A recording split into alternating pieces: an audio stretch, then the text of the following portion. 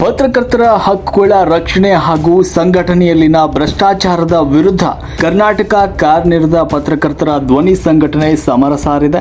ಇವತ್ತು ಹುಬ್ಬಳ್ಳಿಯ ಪರಿವೀಕ್ಷಣಾ ಮಂದಿರದಲ್ಲಿ ನಡೆದ ಮಹತ್ವದ ಸುದ್ದಿಗೋಷ್ಠಿಯಲ್ಲಿ ಮಾತನಾಡಿದ ರಾಜ್ಯಾಧ್ಯಕ್ಷ ಬಂಗ್ಲೆ ಮಲ್ಲಿಕಾರ್ಜುನ್ ಅವರು ಪತ್ರಕರ್ತರ ರಕ್ಷಣಾ ಕಾಯ್ದೆ ಜಾರಿ ಹಾಗೂ ಪತ್ರಕರ್ತರ ಹೆಸರಿನಲ್ಲಿ ನಡೀತಾ ಇರುವ ಅಕ್ರಮಗಳ ವಿರುದ್ಧ ಗುಡುಗಿದ್ದಾರೆ. ಇಲ್ಲಿದೆ ನೋಡಿ ಸಂಪೂರ್ಣ ವಿವರ. ಹುಬ್ಬಳ್ಳಿಯ ಪರಿವೀಕ್ಷಣಾ ಮಂದಿರದಲ್ಲಿ ಕರ್ನಾಟಕ ಕಾರ್ಯನಿರತ ಪತ್ರಕರ್ತರ ಧ್ವನಿ ಸಂಘಟನೆ ವತಿಯಿಂದ ಮಹತ್ವದ ಪತ್ರಿಕಾಗೋಷ್ಠಿ ನಡೆಯಿತು. ಗೋಷ್ಠಿಯನ್ನ ಉದ್ದೇಶಿಸಿ ಮಾತನಾಡಿದ ರಾಜ್ಯಾಧ್ಯಕ್ಷ ಬಂಗ್ಲೆ ಮಲ್ಲಿಕಾರ್ಜುನ್ ಅವರು ರಾಜ್ಯದ ಪತ್ರಕರ್ತರು ಎದುರಿಸ್ತಾ ಇರುವ ಸಮಸ್ಯೆಗಳು, ಮಾಧ್ಯಮದ ಮಾನ್ಯತೆ ಹಾಗೂ ಸರ್ಕಾರದ ಸೌಲಭ್ಯಗಳ ಕುರಿತು ನೇರವಾಗಿ ಧ್ವನಿ ಎತ್ತಿದರು. ರಾಜ್ಯದಲ್ಲಿ ಪತ್ರಕರ್ತರಿಗೆ ಸೂಕ್ತ ರಕ್ಷಣೆ ಇಲ್ಲದಂತಾಗಿದ್ದು, ನೈಜವಾಗಿ ದುಡಿಯುವ ವರದಿಗಾರರಿಗೆ ಭದ್ರತೆ ಒದಗಿಸಲು ಕೇಂದ್ರ ಮತ್ತು ರಾಜ್ಯ ಸರ್ಕಾರಗಳು ತಕ್ಷಣವೇ ಪತ್ರಕರ್ತರ ರಕ್ಷಣಾ ಕಾಯ್ದೆಯನ್ನ ಕಡ್ಡಾಯವಾಗಿ ಜಾರಿಗೆ ತರಬೇಕು ಅಂತ ಆಗ್ರಹಿಸಿದರು. ಅಲ್ಲದೆ ವಾರ್ತಾ ಇಲಾಖೆಯ ಮಾಧ್ಯಮ ಪಟ್ಟಿ ಮತ್ತು ಕಾರ್ಮಿಕರ ಕಾಯ್ದೆಗಳ ಜಾರಿಯಲ್ಲಿ ಆಗ್ತಾ ಇರುವ ಲೋಪದೋಷಗಳನ್ನು ಸರಿಪಡಿಸಿ ಶ್ರಮಜೀವಿ ಪತ್ರಕರ್ತರಿಗೆ ನ್ಯಾಯ ಒದಗಿಸುವಂತೆ ಮನವಿ ಮಾಡಿದರು. ಇದೇ ವೇಳೆ ಸಂಘಟನೆ ಹೆಸರಿನಲ್ಲಿ ನಡೆದಿರುವ ಹಣಕಾಸು ಅಕ್ರಮಗಳು ಹಾಗೂ ಎಫ್ಐಆರ್ ದಾಖಲಾಗಿರುವ ವಿಚಾರಗಳನ್ನು ಪ್ರಸ್ತಾಪಿಸಿದ ಅವರು ಯಾವುದೇ ಕಾರಣಕ್ಕೂ ಪತ್ರಕರ್ತರ ಶ್ರಮವನ್ನು ದುರುಪಯೋಗ ಪಡಿಸಿಕೊಳ್ಳಲು ಬಿಡೋದಿಲ್ಲ ಅಂತ ಎಚ್ಚರಿಕೆ ನೀಡಿದರು. ಪತ್ರಕರ್ತರ ಹಿತರಕ್ಷಣೆಗಾಗಿ ರಾಜ್ಯದಾದ್ಯಂತ ಕಾನೂನಾತ್ಮಕ ಹೋರಾಟ ರೂಪಿಸಲಾಗುವುದು ಅಂತ ತಿಳಿಸಿದರು. ಈ ಪತ್ರಿಕಾಗೋಷ್ಠಿಯಲ್ಲಿ ಸಂಘಟನೆಯ ರಾಜ್ಯ ಉಪಾಧ್ಯಕ್ಷರಾದ ಡಾಕ್ಟರ್ ಎಸ್ ಪಾಟೀಲ್ ಸೇರಿದಂತೆ ಪ್ರಮುಖ ಪದಾಧಿಕಾರಿಗಳು ಹಾಗೂ ಸದಸ್ಯರು ಉಪಸ್ಥಿತರಿದ್ದರು. ರಾಷ್ಟ್ರಕ್ರಾಂತಿ ನ್ಯೂಸ್ ಹುಬ್ಬಳ್ಳಿ.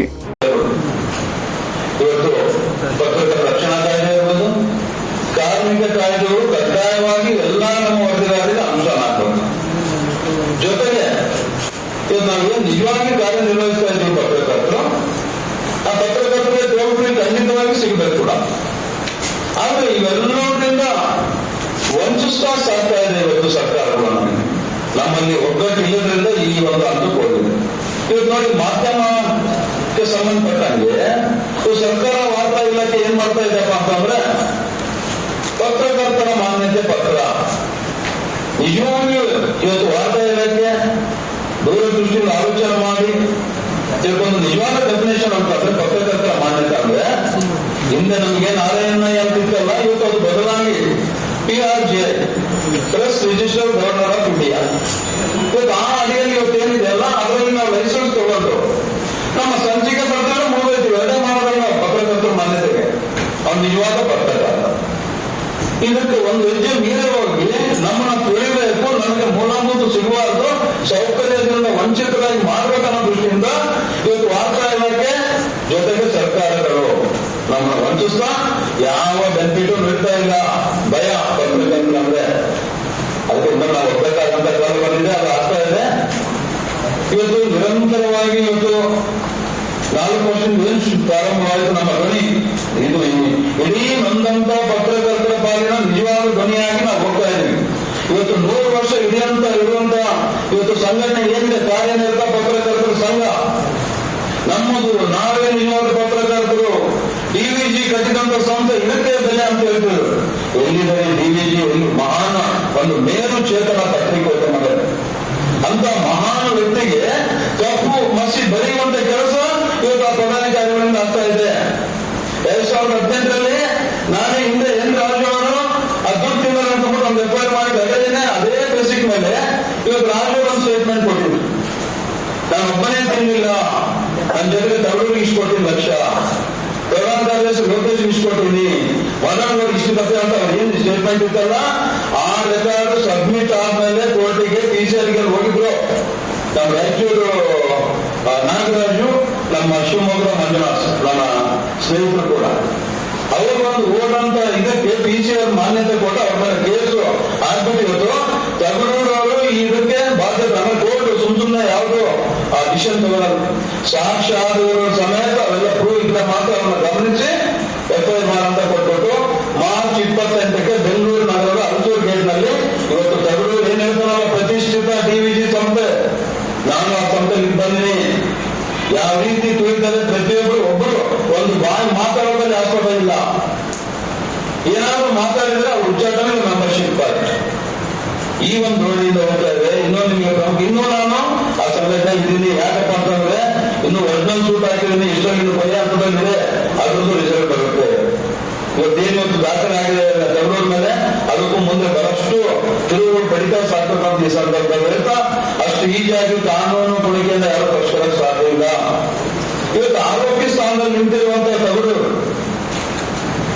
ಇವತ್ತು ನನ್ನ ತಮ್ಮ, ನನ್ನ ಸೋದರ, ನಂತಿನ ಚಿಕ್ಕವರು, ಇವತ್ತು ನನಗೆ 60 ವರ್ಷ, ಅದಕ್ಕಿಂತ 52-53 ವರ್ಷ ಅಂತ ಒಂದು ಸಂಸ್ಥೆಯಲ್ಲಿ ಇದಂತ ಇಟ್ಕೊಂಡು ಇಂಥ ಒಂದು ಕೆಲಸ ಮಾಡ್ತಾ ಆರೋಪ ಮಾಡ್ಕೊಂಡ್ಬಿಟ್ಟು ಇವತ್ತು ಡಿಸಿ ಐಜಿಪಿಗೆ ಹೋಗಿ ಕಳೆದ ತಿಂಗಳು 13ನೇ ತಾರೀಕು ಇಡೀ ತಂಡ ಓಡ್ಕೊಂಡ್ಬಿಟ್ಟು ರಾಜ್ಯವಾಗಿ ನಕಲಿ ಪತ್ರಕರ್ತರ ಸಂಘಟನೆ ಇದೆ, ನಕಲಿ ಪತ್ರಕರ್ತರ ಇದ್ದಾರೆ, ಇದ್ರ ವಿರುದ್ಧ ನೀವು ಶಿಸ್ತು ಕ್ರಮ ತಗೋಬೇಕು ಅನ್ಕೊಂಡ್ಬಿಟ್ಟು ಒಬ್ಬ ವಿಜಯವಾಣಿ ದಿನಪತ್ರಿಕೆ ವರದಿಗಾರ, ನಾಡಿನ ಪ್ರತಿಷ್ಠಿತ ನಮ್ಮ ವಿಜಯ್ ಸಂಕೇಶ್ವರ್ ಅವರ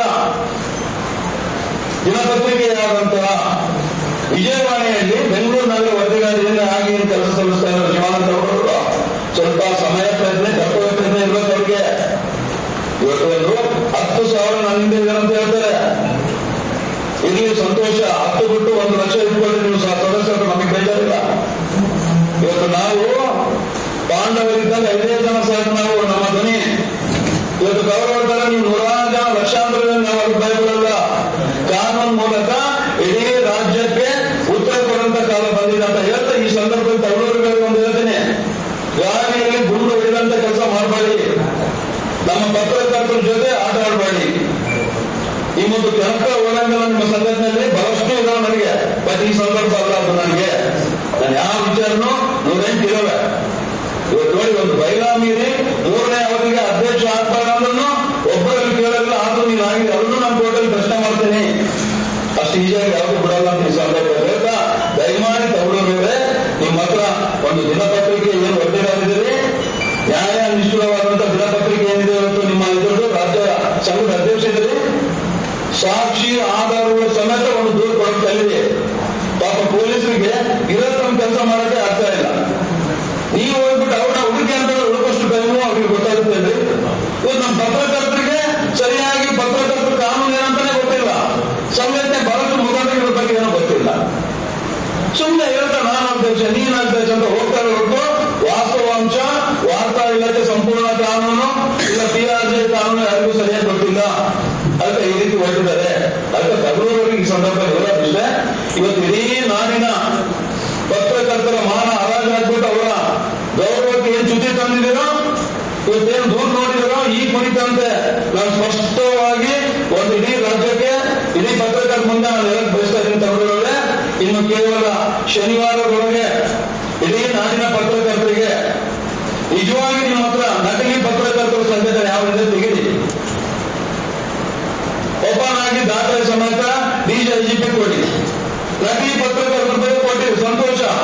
ಆ ಪಟ್ಟಿ ತಗೊಳ್ಳಿ, ನಾನು ನಿಮ್ ಜೊತೆ ಬರ್ತೀನಿ. ಅಂತವರಿಗೆ ತಕ್ಕ ಒಂದು ಕಾನೂನು ಪಾತ್ರ ನಾವು ನೀವೆಲ್ಲ ಕೆಲಸನ.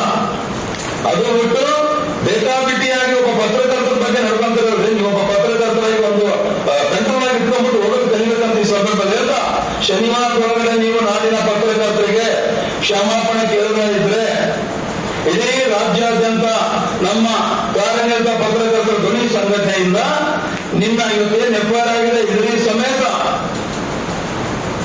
ಹೋರಾಟ ಕರೆ ಕೊಡ್ತಾ ಇದ್ದೀನಿ.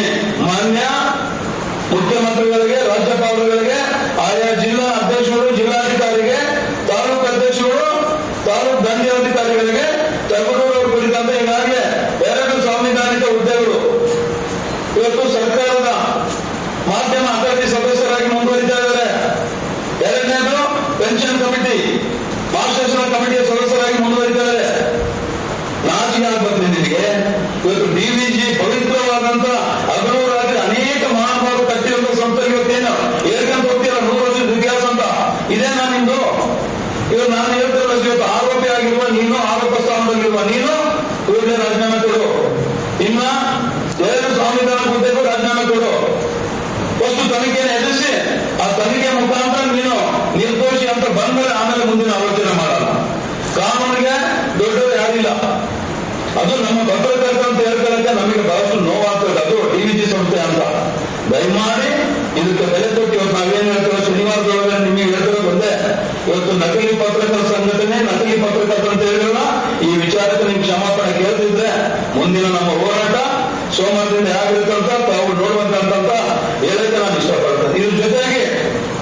ಇವತ್ತು ನಮ್ಮ ಕೇಂದ್ರ ರಾಜ್ಯ ಸರ್ಕಾರಗಳು ಯಾವತ್ತೂ ಕೊಡಬೇಕಾಗಿತ್ತು ನಮಗೆ ಪತ್ರಕರ್ತರ ರಕ್ಷಣಾ ಕಾಯ್ದೆ ಕೊಡಕ್ಕೆ ಹಿಂದೂ ಮುಂದೆ ಭಯ ಏನಿಲ್ಲದಂತಾನೆ ಇವತ್ತು ಆ ಪರಿ ಭಯ ಪತ್ರಕರ್ತರ ಬಗ್ಗೆ ಇದೆ. ಇವತ್ತು ಏನಾದ್ರೂ ರಕ್ಷಣಾ ಕಾಯ್ದೆ ಕೊಟ್ರೆ ನಾವು ಉಳಿತೀವ ಅಂತ ಅವ್ರಿಗೆ ಚಿಂತನೆ.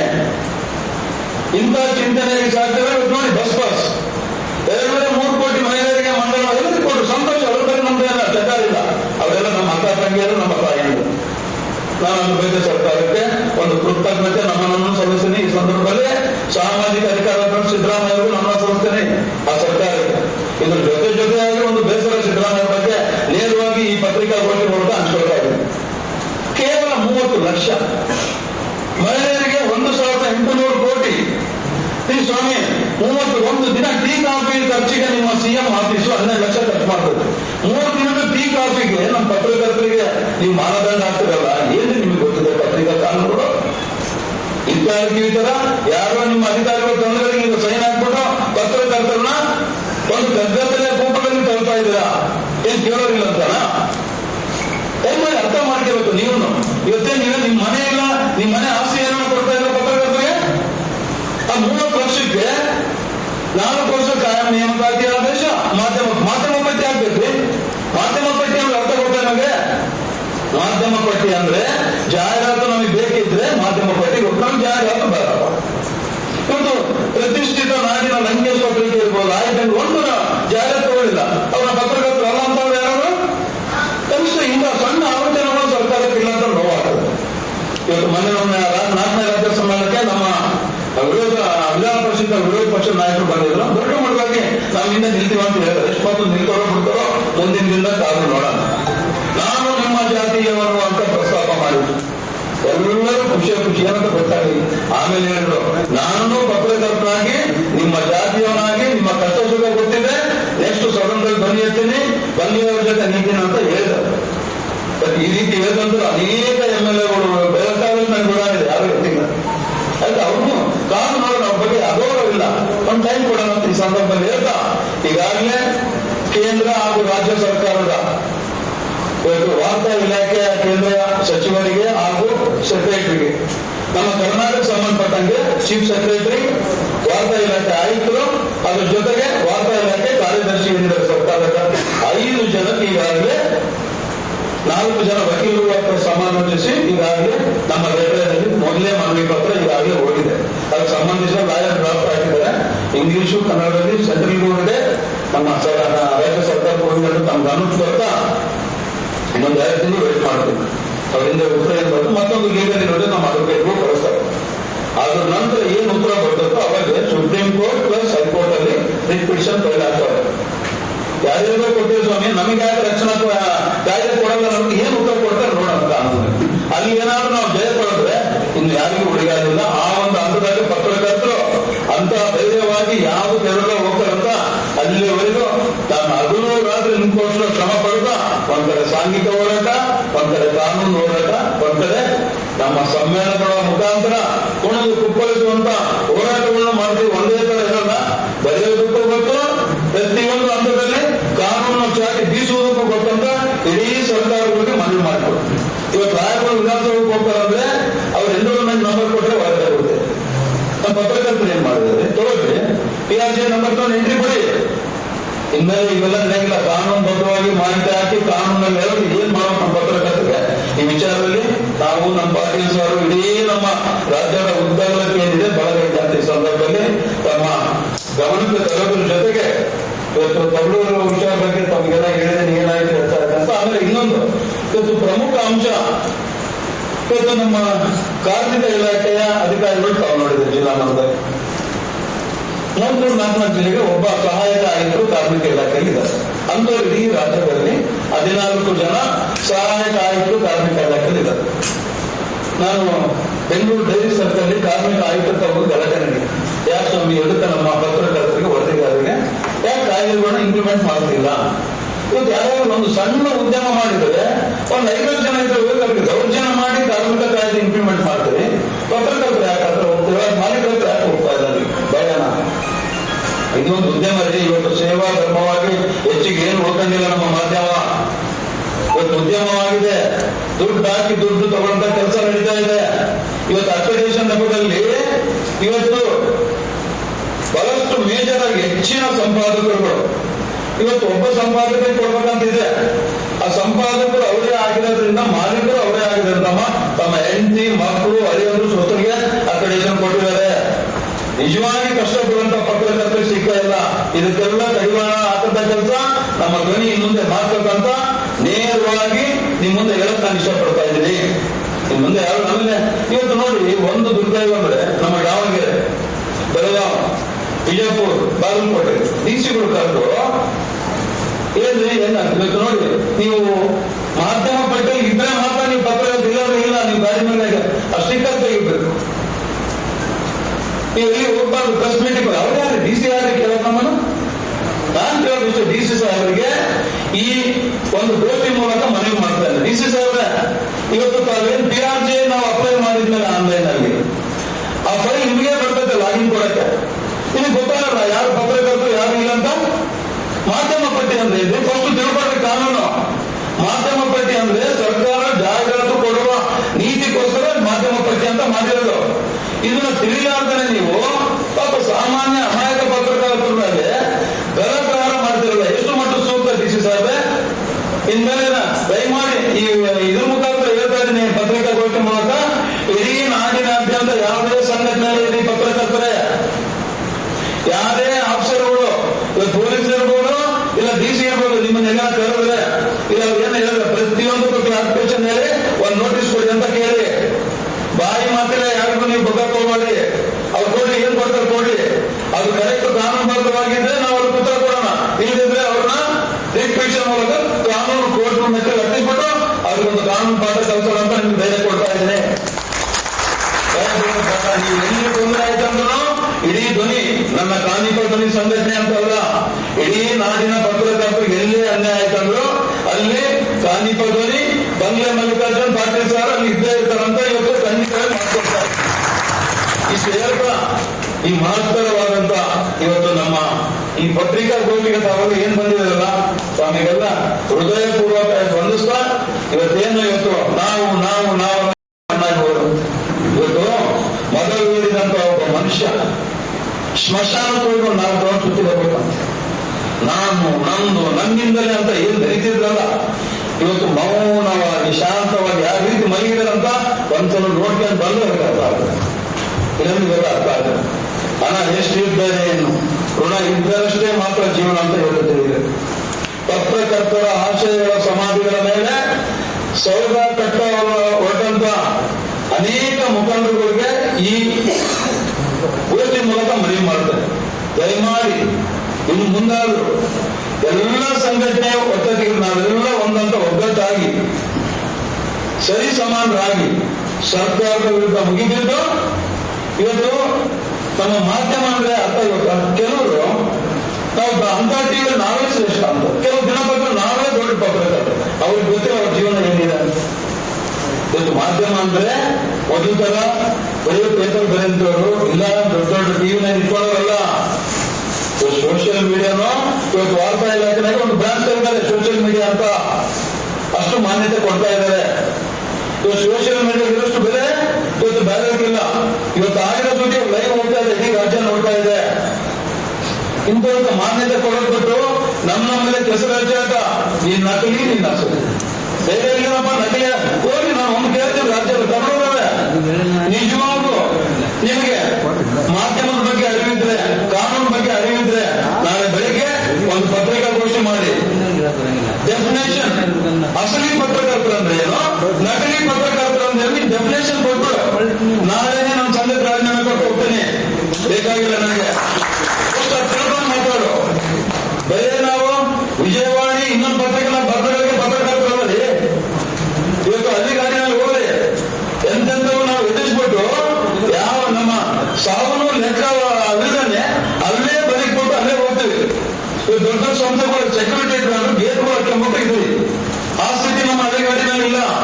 ಅವ್ರ ಮಧ್ಯೆ ಬರೋದು ಪ್ರಾಣ ಅನ್ನೋದು ನಮ್ಮ ಪತ್ರಿಕೋದ್ಯಮ ಅನ್ನೋದು ಕೇವಲ ಒಂದು ವೃತ್ತಿಯಲ್ಲ, ನಗ್ನ ಸತ್ಯಗಳನ್ನು ನಿರ್ಭಯವಾಗಿ ನಮ್ಮ ಪ್ರಾಣದ ಅಂಗನ್ನು ತೆರೆದು ಜನರ ಮುಂದೆ ಇಡುವುದೇ ಪತ್ರಿಕೋದ್ಯಮ. ಇದು ತಿಳ್ಕೊಳ್ಳಿ. ಆಮೇಲೆ ಇನ್ಯಾವ ಕೆಲವೆಲ್ಲ ನಾವು ನೋಡಿದ್ವಿ, ಯಾವುದು ನಮ್ಮ ಕಲಘಟಗಿನ ಬಹಳಷ್ಟು ನೋವಾಗುತ್ತೆ. ಒಂದು ದೊಡ್ಡ ಮಟ್ಟದ ಪತ್ರಿಕೆಯ ಇಂದು ಸಂಜೆ ಸಂಪಾದಕರು ನಮ್ಮ ಆತ್ಮೀಯರು ಹಿಂದೂ ಪದ್ಮರಾಜನ ಆ ಪತ್ರಿಕೆಯನ್ನು ನೋಡಿದ್ರೆ ನಾಲ್ಕೈದು ಆ ರೀತಿ ವಸೂಲಿಗೆ ಇಳಿದ್ಬಿಟ್ಟು ಪತ್ರಕರ್ತರು ನಮ್ಮ ಪತ್ರಕರ್ತರು ಮಾನ ಹರಾಜಾಗ್ತಾ ಅಂತ ನಾನು ಏನು ಓದಿದ್ನಲ್ಲ, ನಿಜವಾಗ್ಲೂ ನೋವಾಗ್ತಾ ಇದೆ. ದಯಮಾಡಿ ಯಾರು ಈ ಒಂದು ಕೆಲಸ ಪ್ರೀತಿ ಗಳಿಸಿ ಏನಿದೆ ಹೋಗಿ ಭಯ ಬೆಳೆಸಿ ಇನ್ನೊಂದು ಆಗೋದು ಬೇಡ. ಇವತ್ತು ನಾನು ಈ ಒಂದು ಪತ್ರಿಕಾಗೋಷ್ಠಿ ಮೂಲಕ ಕೇಳೋದು ಇಷ್ಟ, ಇವತ್ತು ಆ ಪತ್ರಿಕೆ ನನ್ಗೆ ಬಂದಿರೋ ವರದಿ ಸತ್ಯನ ಇಲ್ಲ ಅವ್ರು ಮಾಡಿರೋದು ಇಲ್ಲ ಮಾಡಿರೋಂತ ಸತ್ಯನ ಗೊತ್ತಿಲ್ಲ. ಈಗಾಗಲೇ ಈ ವಿಚಾರ ದಲಿತ ಸಂಘಟನೆಗಳು, ಅನೇಕ ಪ್ರಗತಿಪರ ಸಂಘಟನೆಗಳು SPDCಯವರಿಗೆ ಈಗಾಗಲೇ ಕಂಪ್ಲೇಂಟ್ ಕೊಟ್ಟಿದ್ದಾರೆ ಹುಬ್ಳಿಧಾರವಾಡ. ಇದು ಸತ್ಯಾಸತ್ಯತೆ ಹೊರಗಡೆ ಬರಲೇಬೇಕಂತ ಈ ಮೂಲಕ ನಮ್ಮ ಧಾರವಾಡ ಹುಬ್ಬಳ್ಳಿ ಮೂಲಕ ಕಮಿಷನರ್ ಸಾಹೇಬರವರಿಗೆ, ಶಶಿಕುಮಾರ್ ಸಾಹೇಬ್ ಅವರಿಗೆ ಮನವಿ ಮಾಡ್ತಾ ಇದ್ದೇನೆ. ಈ ಸತ್ಯಾಂಶ ಹೊರಗಡೆ ಬರಬೇಕು, ನಮ್ಮ ಪತ್ರಕರ್ತರು ಮಾನ ಉಳಿಬೇಕು. ಇವತ್ತೇ ನಿರ್ಭಯವಾಗಿ ಬರೆದಿದ್ದಾರೆ ಪತ್ರಕರ್ತರು, ಅವ್ರದ್ದು ಸತ್ಯಾಂಶ ಏನಂತ ಬರಬೇಕು. ಅವ್ರಿಗೆ ಏನಾದ್ರು ಆಯ್ತು ಅಂದ್ರೆ ಇಡೀ ನಾವು ಸಂಘಟನೆಯವರು ನಿಜವಾಗಿ ಅವರು ಆ ಘಟನೆ ನಿಜ ಆಗಿದ್ರೆ ಇಡೀ ರಾಜ್ಯಾದ್ಯಂತ ಆ ವರದಿಗಾರರು ಏನಿದೆ ಆ ವರದಿಗಾರರ ಜೊತೆ ನಾವು ನಿಲ್ತೀವಿ ಅಂತ ಈ ವೇದಿಕೆ ಮೂಲಕ, ಈ ಗೋಷ್ಠಿ ಮೂಲಕ ಮಾತುಕೊಡ್ತಾ ಇದ್ದೀನಿ. ಇದ್ರ ಜೊತೆಗೆ ಬಹಳಷ್ಟು ವಿಚಾರ ಮುಂದೆ ಹಂಚ್ಕೊಂಡಿದ್ದೀನಿ. ಈಗಾಗಲೇ ತಗೊಳ್ಳೋರಿಗೂ ಶನಿವಾರದಲ್ಲಿ ಟ್ರೈನ್ ಕೊಟ್ಟು ನೋಡೋಣ. ಇಲ್ಲದಿದ್ರೆ ಸೋಮವಾರದಿಂದ ಇಡೀ ರಾಜ್ಯದ ಮೂಲೆ ಮೂಲೆಯಲ್ಲಿ ಪ್ರತಿ MLA, ಮಿನಿಸ್ಟ್ರು, ರಾಜ್ಯ ಯುವಕರು ಆದಿಯಾಗಿ ಇವತ್ತು ತಗೊಳ್ಳಿರೋರು ಏನು ಯಾವ ರೀತಿ FIR ಯಾವ ರೀತಿ ಅಂತ ಒಂದೊಂದು ಇಂಚುನು ನಮ್ಮ ತಾಲೂಕಿನಿಂದ ಜಿಲ್ಲೆಯಿಂದ ರಾಜ್ಯದ ಮೂಲೆ ಮೂಲೆಗೆ ಆಗುವಂತ ಕೆಲಸ ಇವತ್ತು DVGಯವರು ಕಟ್ಟಿ ಬೆಳೆಸಿದಂತ ಸಂಸ್ಥೆ ಇಂದ ಹೀನಾಯ ಮಟ್ಟಕ್ಕೆ FIR ಆಗೋ ಸ್ಥಿತಿಗೆ ತರ್ತಾರಲ್ಲ, ನೋವಾಗ್ತಾ ಇದೆ. ನಿಜವಾಗ್ಲೂ ಸ್ವಾಭಿಮಾನ ಇದ್ರೆ ತಗೊಂಡ್ರೆ ಅಂತ ಮೇರು ಪರ್ವತದಂತಿರುವ DVGಯವರಿಗೆ ಘನತೆ ನಾವು ಗೌರವ ಸಲ್ಲಿಸಬೇಕಾದ್ರೆ ಕೂಡಲೇ ರಾಜೀನಾಮೆ ಕೊಡಿ, ತನಿಖೆ ಎದುರಿಸಿ ಆಮೇಲೆ ಬನ್ನಿ ಮಾತಾಡೋಣ ಅಂತ ಹೇಳ್ತಾ ಇವತ್ತು ಅದೆಲ್ಲ ಏನ್ ಬಂದಿದ್ದೀರೋ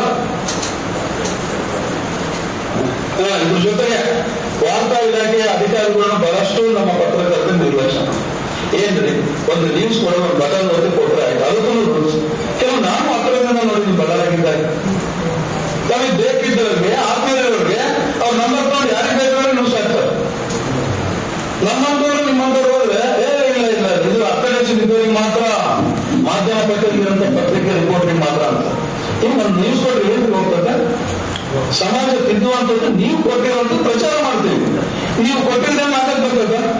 ಇವೇನು ನಾವು ಫಾರ್ವರ್ಡ್ ಮಾಡ್ತೀರೋ ಅದು ನಾವು ಆಗ್ತೀವಿ ಅನ್ನೋದಕ್ಕೂ ಅದಕ್ಕೆ ಗೌರವ ಕೊಟ್ಟು ಬೆಲೆ ಕೊಟ್ಟು ನೀವು ಮಾಡಲಾರಂತ ಕೆಲಸ ನಿಮ್ಮ ಕೆಲವು ಏನು ಮಾಧ್ಯಮ ಪತ್ರಿಕೆಯಾಗಿ ಇದ್ಕೊಂಡು ಕೆಲವು ಪ್ರಚಾರ ಮಾಡ್ತಾನೆ ಹುಟ್ಟಿರ್ತಾರಲ್ಲ ಅಂತ ಕೆಲಸ ನಾವು ಮಾಡ್ತೀವಿ. ಇವತ್ತು ಸ್ವಾತಂತ್ರ್ಯ ಬಂದಾಗಿಂದ ಇವತ್ತು ಸರ್ಕಾರಗಳು ನಮಗೆ ಬಸ್ ಪಾಸ್ ಕೊಟ್ಟಿಲ್ಲ, ಲ್ಯಾಪ್ಟಾಪ್ ಇವಂತೂ ಕೊಟ್ಟವರಿಗೆ ಕೊಡಬೇಕು, ಕೊಟ್ಟವರಿಗೆ ಕೊಡ ಅದೇನಾದ ಅದೇ ಪ್ರತಿ ವರ್ಷ ಅವರಿಗೆ ನ್ಯಾಯ ಸಿಗಲ್ಲ, ಅವ್ರಿಗೆ ಕೊಡಲ್ಲ. ಸರ್ಕಾರ ಈ ಬಗ್ಗೆ ಚಿಂತನೆ ನಡೆಸ್ಬೇಕಂತ ನಾನು ಹೇಳೋದು. ಕೊಟ್ಟವ್ರು ಎಷ್ಟೊಂದ ಲ್ಯಾಪ್ಟಾಪ್ ಕ್ಯಾಮ್ರಾ ಇವನ್ನೆಲ್ಲ ತಗೊಂತಾರೆ. ನಮ್ಮ ಅಕ್ರೆಡಿಟೇಷನ್ ಹೊಡಿದಾರಲ್ಲ ಅವರಿಗೂ ಒಂದು ಮನವಿ ಮಾಡ್ತೀನಿ. ಬೇರೆ ಇದರಲ್ಲಿ ನಾವೆಲ್ಲ ಒಂದೇ ಕುಟುಂಬದ ಒಂದೇ ದೊಣ್ಣಲ್ಲಿ ಸಾಗುವಂತ ಪ್ರಯಾಣಿಕರು, ಅದ್ರ ಬಗ್ಗೆ ಚಿಂತನೆ ಮಾಡಿ. ನಮ್ಮ ಅಣ್ಣ ತಮ್ಮಿಗೆ ಏನಾದ್ರು ಆಯ್ತಂದ್ರೆ ಅವ್ರ ಕುಟುಂಬಕ್ಕೆ ಏನಾಯ್ತಂದ್ರೆ ಆ ಭಾವನೆ ಜೊತೆಗೆ ನೋವಿನ ಜೊತೆಗೆ ಕಷ್ಟ ಸುಖ ಜೊತೆ ಬರೆಯುವಂತ ಕೆಲಸ ಇಡೀ ನಾಡಿನ ನಾವು ಪತ್ರಕರ್ತರು ಒಂದು ಮೇಲೆ ನಿಂತು ಹೋಗೋಣ. ಇವತ್ತು ಮಾಲೀಕರು ಆಗ್ತಾ ಇದ್ದಾರೆ, ದಯಮಾಡಿ ಮಾಲೀಕರಿಗೂ ಪಾಠ ಕೆಲಸದ ಕೆಲಸ ನಾವೆಲ್ಲ ಒಗ್ಗಟ್ಟು ಮಾಡೋಣ. ಕಾನೂನಿನ ದೊಡ್ಡವರೇ ಆಗಿದೆ. ಇವತ್ತು ಆಂಧ್ರದಲ್ಲಿ 25,000 ಪತ್ರಕರ್ತರಿಗೆ ಅಕ್ರೆಡಿಟೇಷನ್ ಕೊಟ್ಟಿದ್ದಾರೆ. ಏನ್ರಿ ನಮ್ಮ ಕರ್ನಾಟಕದಲ್ಲಿ ಕೇವಲ 2,000 ಜನ, ಮಹಾರಾಷ್ಟ್ರ ಬೇರೆ ನಾಲ್ಕು ಸ್ಟೇಟ್ ಕೊಟ್ಟಾರೆ. ಅಲ್ಲ ನಮ್ಮ ದುಡ್ಡು ನಮ್ಮ ಟ್ಯಾಕ್ಸ್ ಕೊಟ್ಟರೆ ಏನು ಗಂಟೆ ಯಾಕಿಷ್ಟು ಭಯ ಕರ್ನಾಟಕದಲ್ಲಿ ಮಾಧ್ಯಮ ಅಂದ್ರೆ ಅದು ನನಗೆ ಹೆಮ್ಮೆ ಆಗ್ತದೆ. ಇವತ್ತು ನಮ್ಮ ದೇಶದಾಗೆ ಕಾಕಿ ಕಾವಿ ಕಾದಿ ತಿದ್ದೋ ಶಕ್ತಿ ಇರೋದು ನಮಗೆ ನಿಮಗೆ ನಮ್ಮ ಪತ್ರಕರ್ತರಿಗೆ ಮಾತ್ರ. ಯಾವ ನಮ್ಮ ದೇಶ ಇಲ್ಲ. ಇಂಥ ಪತ್ರಕರ್ತರು ಅಂದ್ರೆ ಅದ್ಯಾಕೆ ಅಷ್ಟು ಭಯ ಕೊಡ್ತಾರೋ ರಾಜಕಾರಣಿಗಳು ಬರ್ತೀವಿ. ಬಟ್ ಒಂದು 2 ವರ್ಷ ಟೈಮ್ ನಾವು ಇವತ್ತೇನು ಮಾತಾಡೋಣ, 1.5 ವರ್ಷ ಹೋಗ್ಲಿ. ಅಷ್ಟು ಒಳ್ಳೆ ಕಾನೂನು ಹೋರಾಟ ಸಾಧ್ಯತೆ ಒಂದು ವೇಳೆ ಆದ್ರೆ ಸಂತೋಷ. ಆಗದಿದ್ರೆ CMಗಳು ಯಾವುದೇ ಮೀಟಿಂಗ್ ಹೋಗ್ಲಿ, ನಾವು ಜೈಲಿಗೆ ಹೋಗಬೇಡಿ. ಆ ಒಂದು ಮೀಟಿಂಗ್ ಅಲ್ಲಿ CM ಮೀಟಿಂಗ್ ಅಲ್ಲಿ ಪ್ರತಿಭಟನೆ ಜೊತೆಗೆ ಅವರಿಗೆ ಧಿಕ್ಕಾರ ಕೂಡುವಂತ ಕೆಲಸ ನಮ್ಮ ಕಾನಿ ಪತ್ನಿ ಇನ್ನು 2 ವರ್ಷ ಚುನಾವಣೆ ಮಾಡ್ಬೇಕು ಅಂದ್ಬಿಟ್ಟು ಹಿಂದಿನಿಂದಲೇ ಆ ಒಂದು ಮಾತು ವಾಗ್ದಾನ ಮಾಡ್ತಾ ಈ ಒಂದು ಸಭೆಗೆ ಬಂದಂತ ತಮಗೆಲ್ಲರಿಗೂ ಹೃತ್ಪೂರ್ವಕವಾಗಿ ಸುಮಾರು ಜಿಲ್ಲೆಯಿಂದ ಈ ದಾವಣಗೆರೆ ಹರಿಹರ, ಬೆಳಗಾವಿ, ಹುಬ್ಬಳ್ಳಿ, ಧಾರವಾಡ, ಹಾವೇರಿ ಸುತ್ತಮುತ್ತ ತನ್ನ ಬರಾಮದವರು ಎಲ್ಲರೂ ಪಾಪ ನಮ್ಮ ಆತ್ಮೀಯ ಸ್ನೇಹಿತರು ಆ ಲೈವ್ ಮಾಡಿದ್ರೆ ಕೆಲವೆಲ್ಲ ಚಾನಲ್ಗಳು ಇಟ್ಟಿದ್ದಾರೆ. ಒಬ್ಬೊಬ್ರದ್ದು 1-5 ಲಕ್ಷ ನೋಡ್ತಾ ಇರ್ತೀವಿ. ಇವತ್ತು TV9 ಅಂತವ್ರು ಕೆಲವು ಲೈವ್ ನೋಡ್ರಿ, ನಾನು ನೋಡ್ತಿರ್ತೀನಿ 800,000 ಕೊಡ್ತಾ ಇರ್ತದೆ. ಆ ಪರಿಸ್ಥಿತಿ ಆಗಿದೆ. ಇವತ್ತು ಬಂಗ್ಲೆ ಮನೆಗೆ ನಾವು ಸೋಷಿಯಲ್ ಮೀಡಿಯಾದ ಬರೇ ಒಂದು ಟೀ ಕೊಡ್ತೀವೋ ಇಲ್ಲ ಊಟ ಮಾಡಿ ಅಂತ ಬಿಟ್ರೆ ಇವತ್ತು ನಮ್ಮ ಬೇರೆ ಮನೆ ಕರ್ಕೊಂಡು ಹೋಗ್ತೀವಿ. ಇವಾಗ ಶ್ರಾವಣ ಬಂದದ್ದು, ಇವಾಗ ರಾವಣ ಎಂಬ ಪರಿಸ್ಥಿತಿ ಇಲ್ಲ. ಇವಾಗ 15-20 ದಿನದಿಂದ ಅವ್ರ ಮನೆ ಊಟ ಕರ್ಕೊಂಡು ಹೋಗಿದ್ರು. ಮತ್ತೇನು ಗೋಟಿ, ಚಿಕನ್, ಮಟನ್ ಏನೇನು ಎಲ್ಲ ಊಟ ಬಡಿಸಿದ್ರೆ ಆ ಫೋಟೋ ಕೂಡ 8 ಲೈನ್ ಬರಬೇಕು. ಅದು ಇವತ್ತು 25,000 ಜನ ಹೋಗ್ತಾರೆ ಒಂದು 15 ದಿನ ಊಟ ತಿಂಡಿ ಮಾಡಿ. ಈ ಒಂದು ಇದು ಇವತ್ತು ಯಾವ್ಯಾವ ದೊಡ್ಡ ಇವತ್ತು ನೋಡಿ ದೊಡ್ಡ ಪತ್ರಿಕೆಗಳು ಒಂದೊಂದು ಮಟ್ಟಿ ಯೂಟ್ಯೂಬ್ ಹಾಕಿರ್ತಾರ, ಅವ್ರ ಪತ್ರಿಕೆ ನೋಡ್ತಾರ. ಆ ಪರಿಸ್ಥಿತಿ ಬಂದಿದೆ ನಮ್ಮ ಮಾಧ್ಯಮಕ್ಕೆ. ಅದಕ್ಕೆ ದಯಮಾಡಿ ಮಾಧ್ಯಮಗಳೆಲ್ಲ ಒಂದಾಗುವಂತ ಒಂದು ಸಂದರ್ಭ ಮಾಡಿದ್ದಾರೆ.